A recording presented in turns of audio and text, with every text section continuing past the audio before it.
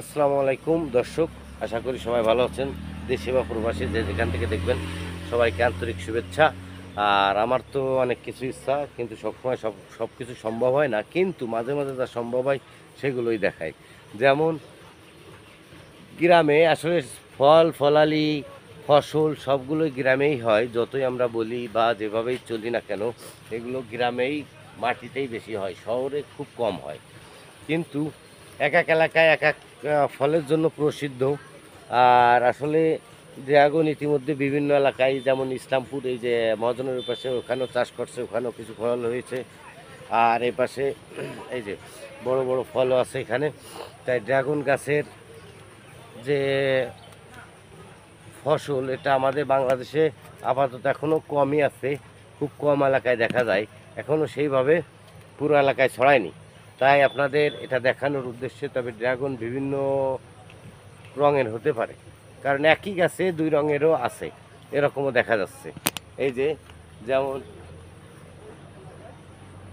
এই যে একটা দেখা যাচ্ছে লাল, আর এই একটা আবার সাদা। তাই যে কোনো কালারের হতে পারে দাদা, এ নিয়ে কোনো টেনশন করা যাবে না। তবে এর যে ভিতরে যে রস বা কষ, এটা হচ্ছে বড় আলোচ্য বিষয়।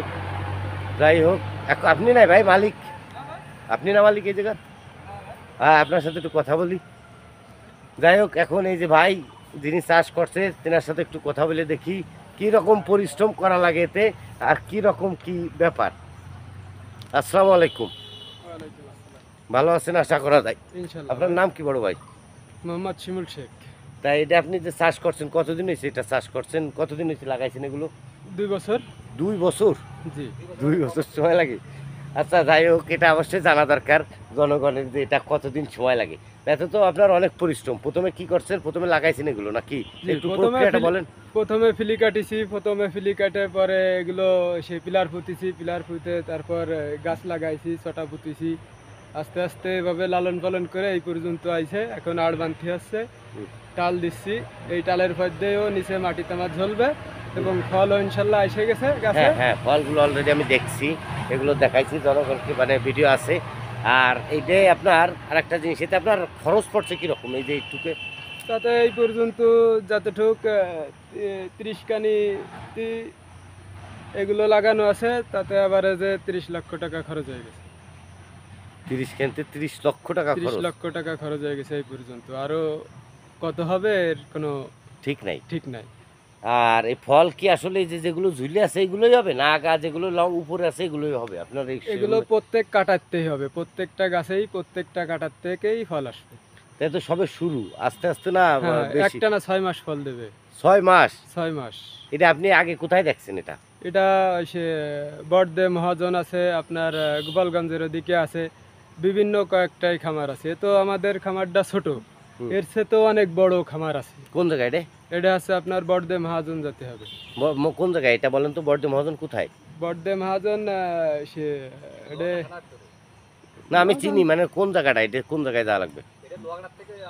আমি ওর জায়গা চিনি, বড়দিয়ায়। তা সে বড়দিয়া কোন জায়গা, বড়দিয়া কোন জায়গা নাম? বড়দে মহাজন ওই থানার ভিতরে, ওই জায়গার নামটা হয়তো মনে স্মরণ নেই। নাই। আচ্ছা, যাই হোক দর্শক, ভাই আপনার নাম তো বললেন, তাহলে আপনার বাড়ি হচ্ছে কোথায়? আমার বাড়ি এখানেই চাচুই। চাচই? জি ঠিক, এই সবই তো আপনার লাগানো তাই না? জি জি, সবই আমাদের লাগানো। যাই হোক, আপনারা যদি মাঝে মাঝে মনে চায় ঘুরতে এসে দেখে যাবেন যে কি সুন্দর কায়দায় ভাই পরিশ্রম করেছে। তবে 30 কেনতে 30 লাখ, এইটাই শুনেই আসলে মাথায় বাস পড়ার কাজ নাই। কারণ হচ্ছে এখানে যে ফল হবে, সেই ফলও নেই আপনার, হয়তো এরকম উৎপাদন হবে যে আপনার উঠে যাবে, তাই না ভাই? জি জি, আশা করা যায়। আশা করা যায়। এই যে ভাই আসলে 30 ক্যানিতে লাগাইছে, অত তো আসলে ঘুরে দেখানো সম্ভব হচ্ছে না, আপনাদের কিছুটা নমুনা দেখাই। 30 ক্যানিতে 30 লাখ খরচ, তবে অবশ্যই লাভ আছে বিধায় ভাই খরচ করছে, তাই না ভাই? অবশ্যই ভাই। এই যে চারিপাশেই এই যে ভাই, এগুলো জমি কি আপনার নিজস্ব না লিজ নেওয়া ভাই? ও, এই যে এগুলো নতুন লাগাইছেন তাই না? এই যে দর্শক, আপনারা অনেকে আসলে এই যে আপনার পিলার দিয়েও দিতে পারেন, আবার চটা দিয়ে, তবে পিলার দিলে মজবুত হয়, গাছে যখন ফলন আসবে তখন এটা হেলে পড়বে না, এই জন্য আসলে পিলার দেওয়া। সবাইকে ধন্যবাদ, ভালো থাকবেন, বাই বাই, সবাইকে ধন্যবাদ।